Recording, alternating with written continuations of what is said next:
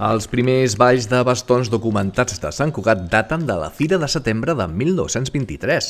un segle d'història d'aquest ball a la nostra ciutat que s'ha volgut commemorar amb una mostra als jardins del monestir. Les dates ballen una mica, però seria una mica l'obertura d'aquest centenari, si més no per començar a obrir portes a més investigació i més èmfasi en veure la història, però a priori estem celebrant una mica commemorant el centenari de Ball de Bastons de Sant Cugat.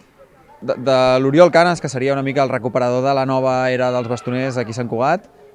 ja tenim diversos documents i tal, que just ara també ens hem acabat de posar a treballar. I la Rosina va trobar un document a casa seva, escrit pel seu pare a mà,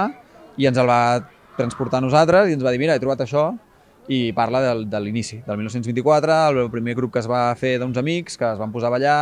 amb energia, amb ganes de fer coses més al poble, més actives. Amb tota certesa, el primer ball de bastons que es va ballar a Sant Cugat va ser a l'aire lliure,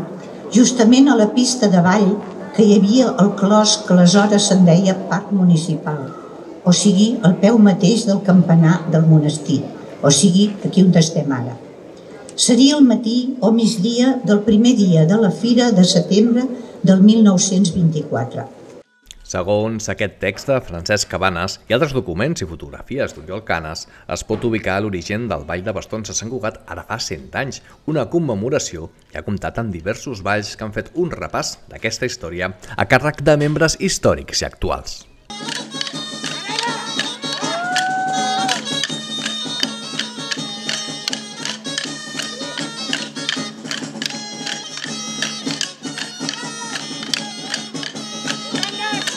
Des d'immersos en la història, és a dir, amb indumentària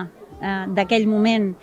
i balls d'ara, actuals, de manera que es pugui veure gràficament tot el procés, des d'aquells inicis de fa 100 anys fins ara a la colla actual. Molt veterans, alguns, altres exballadors i els balladors actuals. Hi ha una mica com de 3 èpoques, per dir alguna cosa. L'acte ha estat organitzat conjuntament entre els bastoners de Sant Cugat, el Departament de Cultura de l'Ajuntament i la Unió Santcugatenca.